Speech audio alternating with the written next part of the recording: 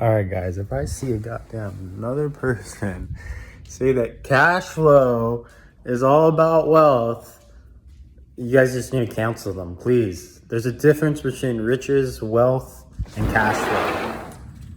Cash flow is not wealth. Wealth is appreciation, positive depreciation, and tax incentives. Cash flow is a utility and skill set to liquefy those assets. It's not wealth. All right, guys. I don't want you to feel so stupid because I'm 31 and there's days I still wake up and this shit's still confusing to me, and I still have to ground myself to realize the facts and the rules of the game. So I'm going to try to say this very, very slowly. What is cash, the US dollar? Well, it says it right on it.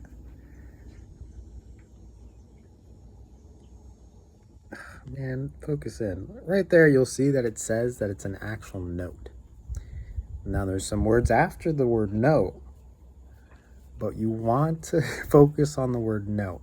What is a note? It's a promissory note. All notes are promissory notes. It's a contract and obligation for two parties to perform something, aka why we trade this note for services, for contracts, for agreements, for whatever.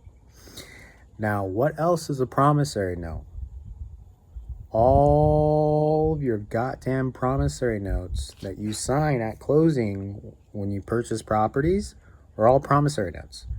And then you have your deed of trust and your mortgage that are separate. Now, for all promissory notes, it's all the same. Just how this is USD, Japan is yen, Australia is the Australian dollar. That promissory note is real estate dollars.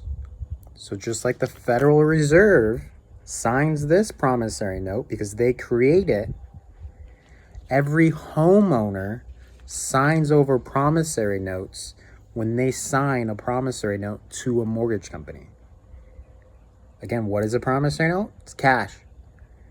I give a promissory note to someone, cash to someone.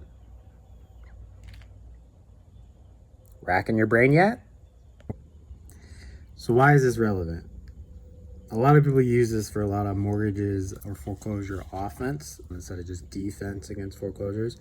But that's not even the point. The point is to make the connection that homeowners, when they purchase a home, at title at first, the current homeowner signs over the deed, the warranty deed, quitclaim deed, the possession of the property to you, the new homeowner. At that time, you, the new homeowner, sign a promissory note, mint a promissory note, just like the Federal Reserve mints dollars. We saw that in COVID. You do the same thing with your property, and you give that to a bank or a lender. Now, under it, we look at the contract with all the details that's in that promissory note at closing, you know what I mean, the 30, 40 page packet or whatever. Just, again, simplify it down to what it is. It's a promissory note, just like cash. And you, the homeowner, are the Federal Reserve that can mint that cash. Stop putting your control and your power into the banks, thinking that the bank is the one that signs that promissory note and the bank's the one that gives you the cash. No, you're exchanging your promissory note, your real estate equity notes, to the bank in exchange for their other notes. So you have two different promissory notes that you're actually exchanging at that same time. Now, the question becomes, how does this affect home equity invoice agreements? Home equity invoice agreements are the same thing. Every homeowner has the power to create a new promissory note, cash, real estate equity. They mint it just like the reserve and give it to people, aka contractors or investors for performing duties and such. That's the power every homeowner has. You are the Federal Reserve and you have unlimited equity and capital within your property. You don't need banks and lenders to say what and what you don't have. Start using and unlocking your own equity and your own capital for yourself. And that's the power of the Home Equity Invoice Agreement, because it structures and gives you the tool to effectively do that properly within the game and the rules and regulations. Because just how like this is a note, And when I sign my promissory note over to a mortgage company, how can I actually show and prove with the rules of the game that that was actual cash that I gave him, even though it's, painted as just a promissory note or a debt obligation. Again, simplify things down. Take that 30-page document, simplify it down. Again, it's a note and it's separate from your mortgage and your deed of trust. And since we're in the season of foreclosures, and I know a lot of people are just going to want to use a lot of that knowledge and power for, that side of things instead of the home equity invoice agreements, the positive side of things, just know that it's very, very important to know whether your mortgage's promissory note, which is separate from the mortgage and the deed of trust, is negotiable or not. If it's a asset-based hard money loan, anything that's non-conventional like Freddie Mac, Fannie Mae, it's highly probably a negotiable note. And you can go into your state laws or UCC and under the definition of what is a negotiable note, because on your documents and stuff, it's probably not going to actually designate it and say whether it's negotiable or not. The key thing is that when it is negotiable, what kind of power does that give you? That power gives you is that it's negotiable, meaning that what happens when one party is not negotiating? Well, that discharges you from that obligation, that contract on that promissory note. How? Why?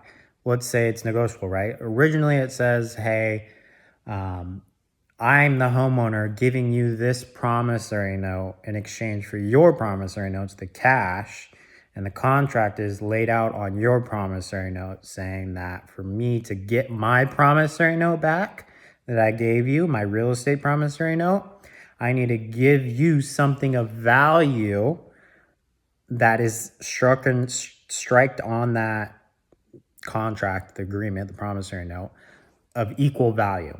Now, it's very easily to say, oh, that's cash. I'm going to give you cash. Now, it's not actually stating it on there, but it's not going to go into detail that, hey, you must give this, this, this. It's going to say it's a negotiable note. Well, what happens if I give you the same amount of value, but not in cash and something else? That's where the negotiation comes in. I'm not going to exchange direct anymore. It's negotiable. Now I can give you something of just as much value instead of what a stricken non-negotiable agreement is. So why can't I give you, $200K worth of vehicles instead of $200K cash? Why can't I give you another $200K promissory note instead of cash? See where the negotiation starts happening? Now, what happens when they start refusing your negotiations, saying, hey, I'm not going to accept the $200K worth of value of cars, or I'm not going to accept the $200K value of another real estate promissory note? Well, if they're not willing to negotiate and you're willing to actually give something of value and can prove that there's actual value behind it and whatnot, you can't just pull shit up out of your ass, even though that seems how the game is played. You have to actually offer up something of the same value to actually get your promissory note back. And if they refuse to give you your promissory note back, well, guess what? They just breached terms and negotiations